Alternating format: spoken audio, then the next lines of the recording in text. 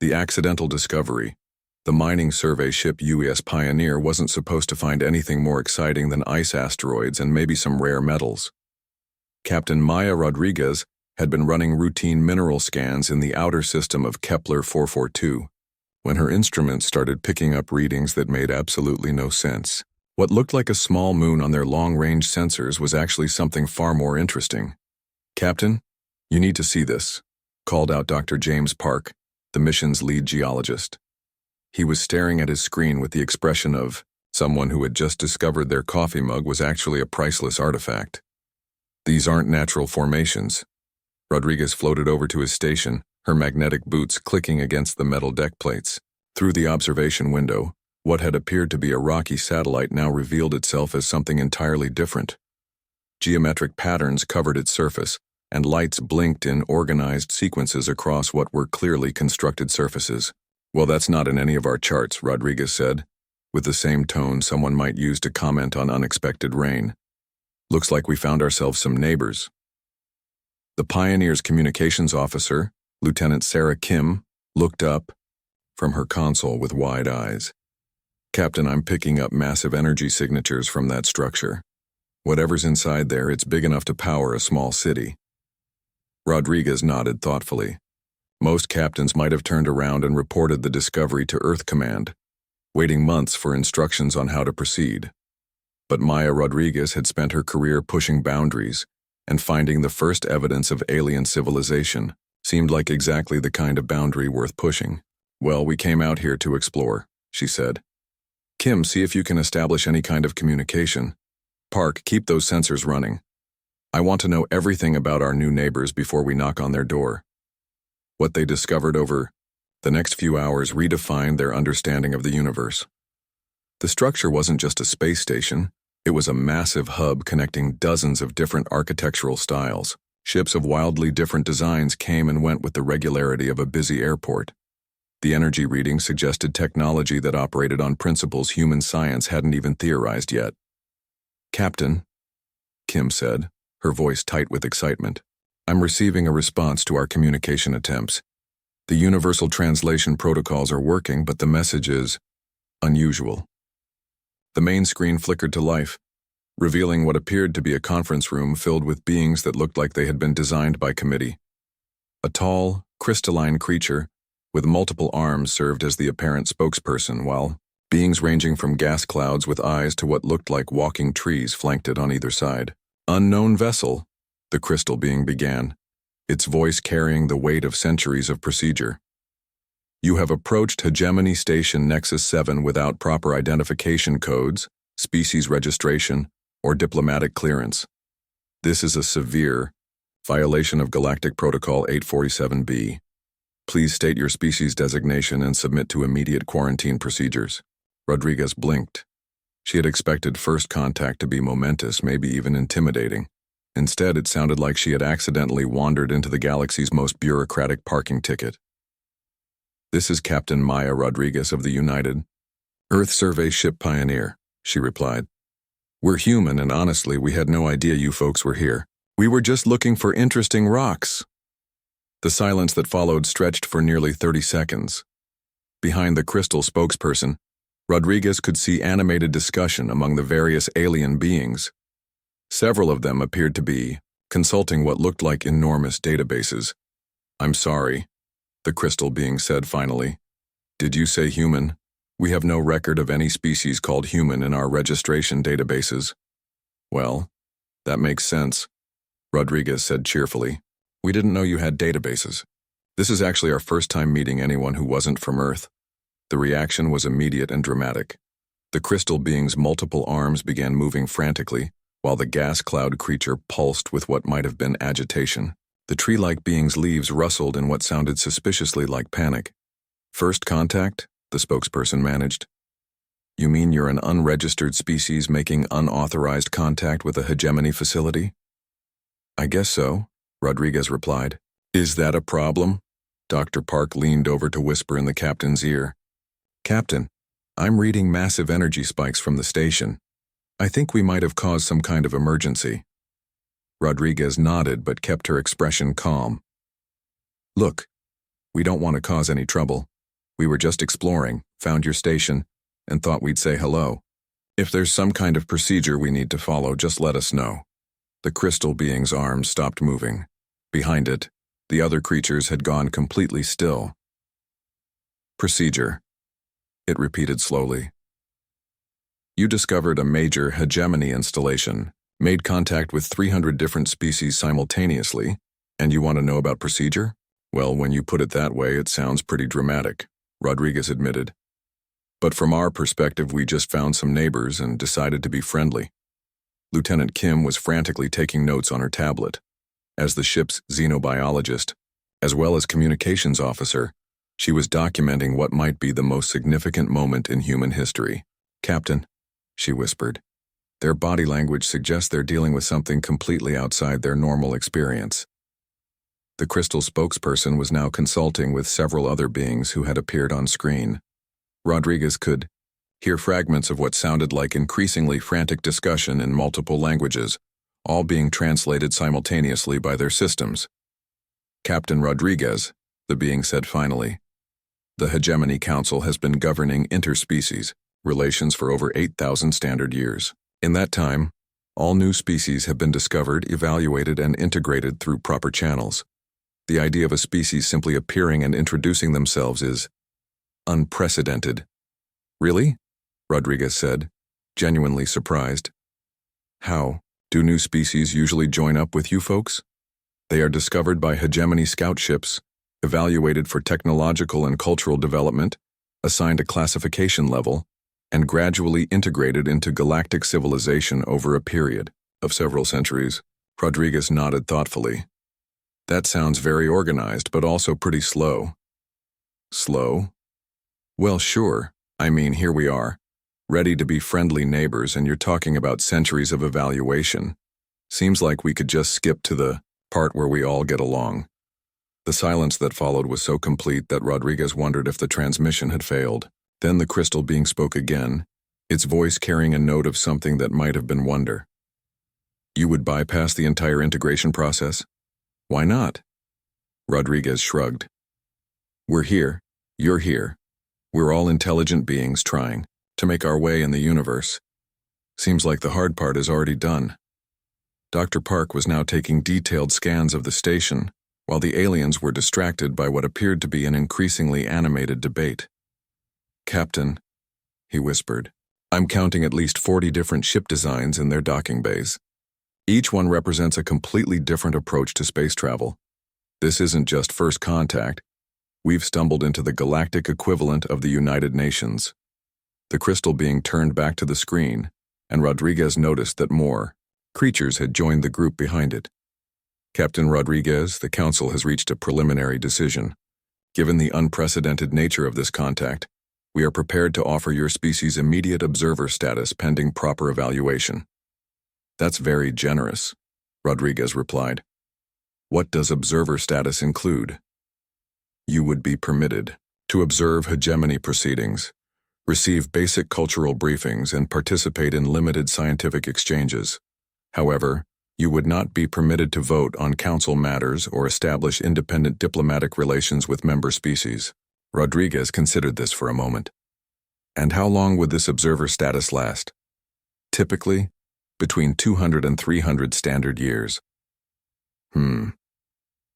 Rodriguez looked around at her crew, who were all watching the exchange with barely contained excitement. "That's quite a while. What if we wanted to speed things up a bit?" The question seemed to short-circuit something in the alien delegation. The crystal being's arms froze mid-gesture, while the gas cloud creature stopped pulsing entirely. "Speed things up?" it repeated. "Sure," Rodriguez said casually. "I mean, if we're going to be neighbors, we might as well be good ones. What would it take for us to become full members?" The answer, when it came, sounded like it was being read from a manual that had been written by the galaxy's most cautious lawyers. "Full membership requires technological assessment, cultural compatibility evaluation, resource contribution analysis, military capability review, and unanimous approval by the existing Council of 300. "Okay," Rodriguez said. "How long does all that usually take?" Between 500 and 800 standard years. Rodriguez whistled softly. You folks really like to take your time, don't you? The crystal being tilted its head in what might have been confusion. Take our time, Captain? Rodriguez, the integration of a new species into galactic civilization is the most significant event that can occur. It requires careful consideration of countless variables and potential consequences. I understand that, Rodriguez replied, but has it occurred to you that maybe some of those variables might sort themselves out faster if you just let them? Lieutenant Kim was now recording everything while simultaneously running cultural analysis algorithms on the alien responses. Captain, she whispered urgently, I think they've never encountered a species that wanted to accelerate the process. The realization hit Rodriguez like a lightning bolt. These aliens had built their entire system around the assumption that new species would need to be carefully guided and controlled. The idea of a species that wanted to jump in with both feet was completely foreign to them. Let me ask you something, Rodriguez said, leaning forward. In all your experience with integrating species, have any of them ever asked to speed up the process? The long pause that followed was answer enough. Most species, the crystal being said slowly, find the prospect of galactic integration somewhat overwhelming. They typically request extended evaluation periods to ensure they are adequately prepared. Well, Rodriguez said with a grin, I guess humans are a little different. We tend to jump first and figure out the swimming part on the way down. The crystal being stared at her for a long moment. Behind it, the other council members were engaged in what appeared to be increasingly frantic discussion. Captain Rodriguez, it said finally, perhaps we should continue this conversation at a more appropriate venue. Would you be willing to dock with our station for a formal introduction to the council?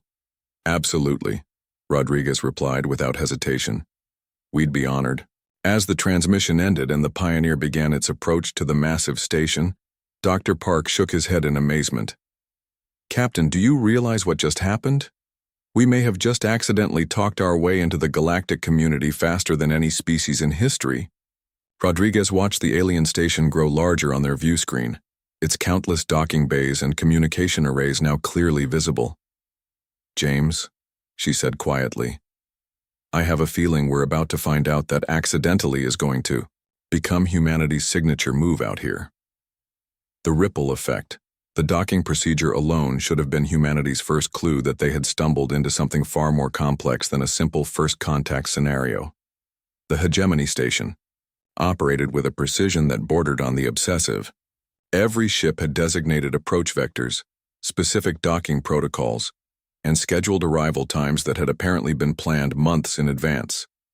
The HFY Pioneer, arriving unannounced and uninvited, created what the station's traffic control described as a scheduling anomaly of unprecedented magnitude. Captain Rodriguez, came the voice of traffic controller Zenth 9, a being that sounded like it had been designed specifically for managing cosmic bureaucracy. Your vessel does not appear in our docking manifest for the next 847 standard days. We have no available berths for unscheduled arrivals. Well, Rodriguez replied cheerfully, we're not very big. Can't you just squeeze us in somewhere? The silence that followed was so profound that Lieutenant Kim checked to make sure their communications were still working. Squeeze you in, Controller Zenth 9 repeated slowly. Ma'am, ships do not get squeezed in to Hegemony Station Nexus 7. Docking assignments are made according to a complex algorithm that takes into account species hierarchy, diplomatic status, cargo requirements, and 247 other variables. Sounds complicated, Rodriguez observed. What if we just park next to whoever has room? Dr. Park was monitoring the station's communications traffic and had started chuckling. Captain, I'm picking up emergency transmissions across at least 30 different channels. I think we broke something. What they had broken, as it turned out, was a system that had operated without deviation for nearly 3 millennia. The hegemony had protocols for everything, and the idea of a species simply showing up and asking to park wherever was convenient fell so far outside their operational parameters that it had triggered what could only be described as a bureaucratic meltdown. The Council has authorized Emergency Docking Protocol Alpha 9, Controller Zenth 9 finally announced. You will be assigned to Isolation Bay 15. Please note that this is highly irregular. We appreciate the flexibility, Rodriguez replied, apparently missing the note of deep trauma in the controller's voice. As the Pioneer settled into its assigned berth, the crew found themselves staring out at a docking bay that was easily 10 times larger than necessary for their small ship. Around them, maintenance robots scurried about with the frantic energy of beings trying to figure out what protocols applied to a situation that had never existed before. The welcoming committee that greeted them was unlike anything in human experience. Led by Ambassador Keth Prime, a tall, multi-limbed being with what appeared to be crystal formations growing from its shoulders, the delegation included representatives from dozens of different species.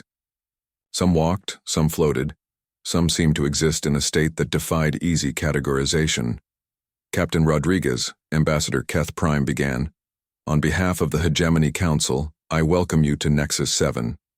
I must confess, your arrival has created quite a stir." "Good stir or bad stir?" Rodriguez asked. The ambassador's crystal formations shifted color slightly. "That remains to be determined." The tour that followed was a crash course in galactic civilization. The station housed not just the governing bodies of 300 different species, but also their cultural centers, research facilities, and trade organizations. It was a city in space, representing the accumulated knowledge and achievements of dozens of star systems. The Hegemony, Ambassador Keth Prime explained as they walked through a vast atrium filled with beings of every conceivable shape and size, has brought peace and order to this sector of the galaxy for over 8,000 years. Each member species has found their proper place within our collective civilization. "Their proper place?" Lieutenant Kim asked, her xenobiological training making her sensitive to social hierarchies.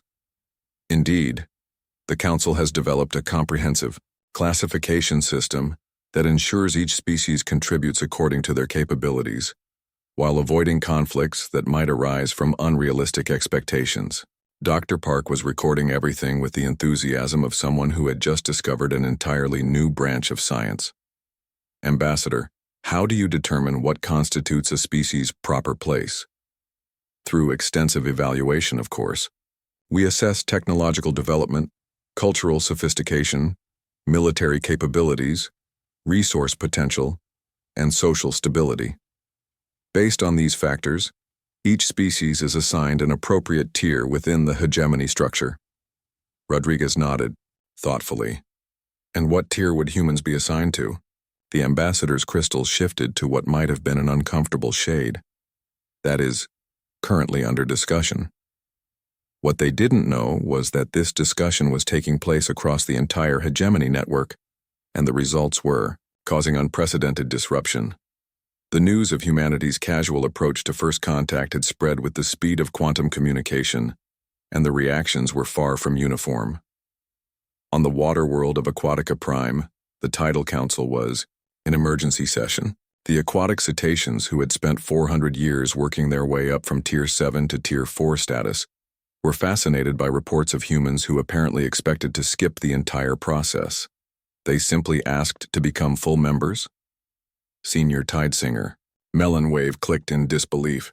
"No preliminary evaluations, no gradual integration protocols?"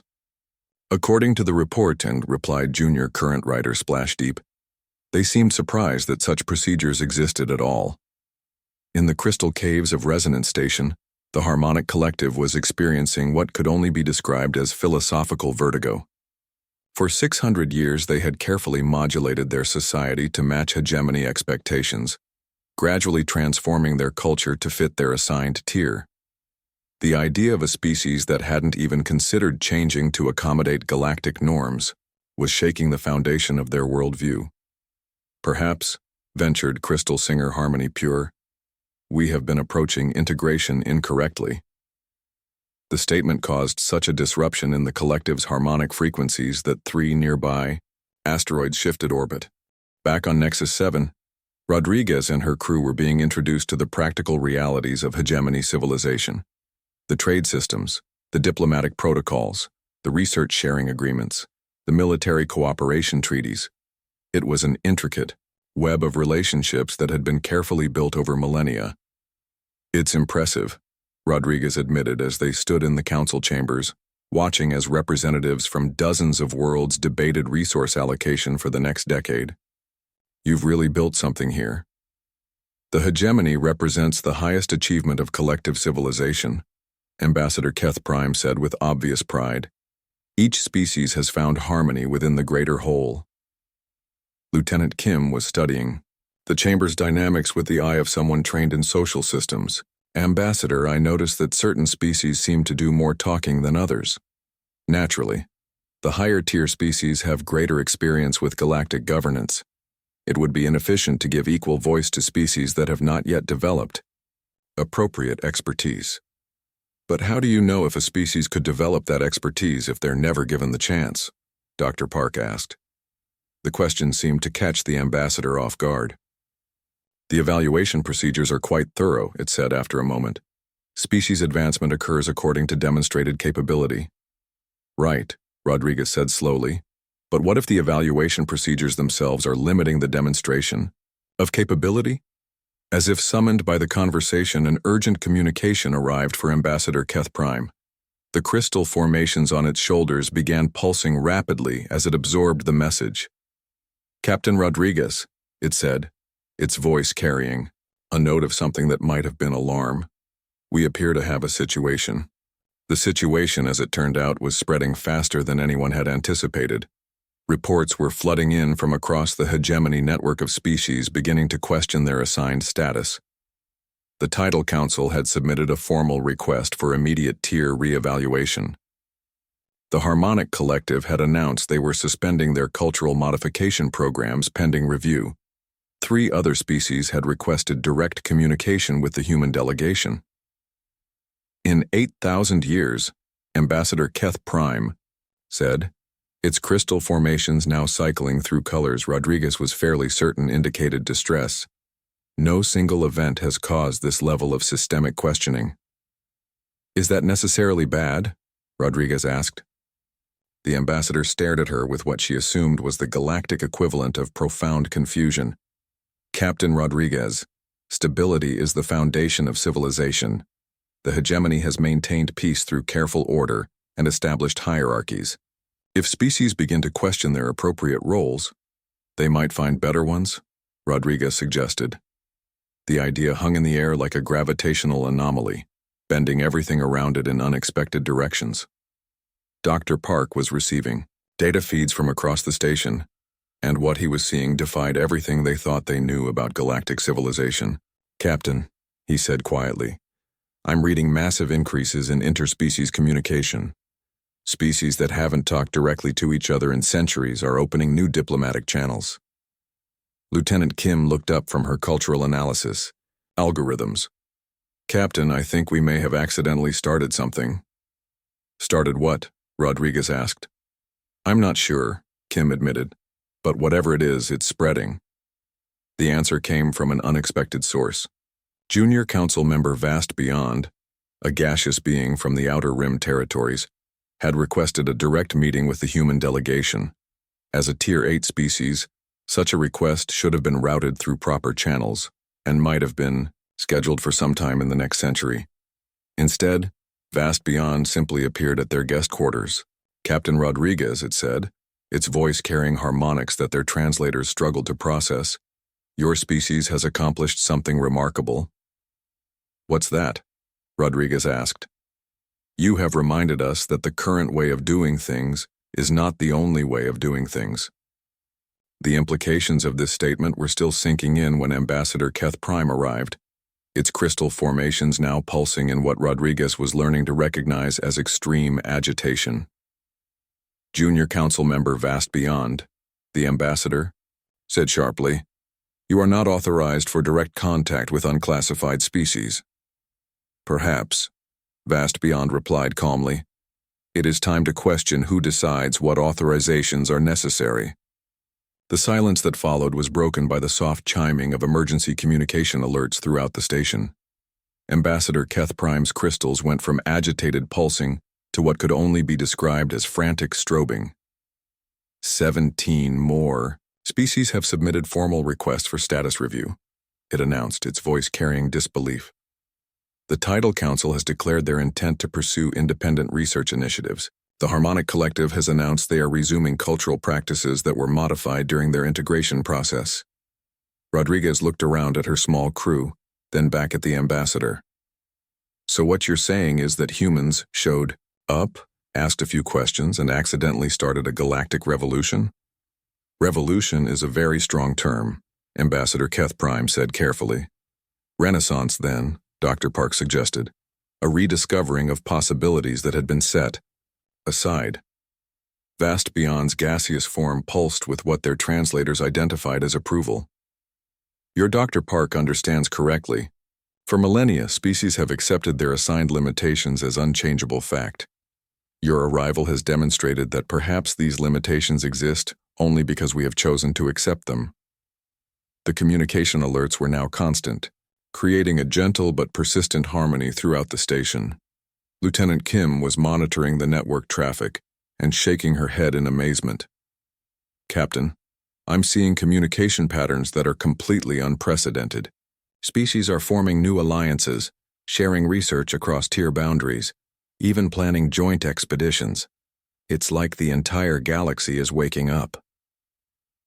Ambassador Keth Prime had gone very still, its crystal formations now a steady, deep blue that Rodriguez instinctively interpreted as thoughtful. Captain Rodriguez, it said finally, your species has created what we might call a paradigm shift. Is that good or bad? Rodriguez asked. I honestly don't know, the ambassador admitted, but I suspect we're all going to find out together. As if to emphasize the point, a new communication arrived. This one was from the High Council itself, the governing body that included only Tier 1 species and had made all final decisions for the hegemony for thousands of years. They want to meet with you, Ambassador Keth Prime announced. All of you, immediately. Well, Rodriguez said, adjusting her uniform, I guess it's time to see what happens when you accidentally poke a galactic civilization and it pokes back. As they made their way to the High Council chambers, passing groups of aliens engaged in animated discussions that would have been impossible under the old protocols, Dr. Park leaned over to his captain. You know, we came out here looking for minerals and maybe some ice. Rodriguez grinned. And instead we found a galaxy full of neighbors who just needed someone to remind them they could think for themselves. Think they'll thank us for that? Lieutenant Kim asked. Rodriguez watched as a group of species from at least 6 different tiers collaborated on what appeared to be an impromptu cultural exchange, completely ignoring the protocols that should have governed such interactions.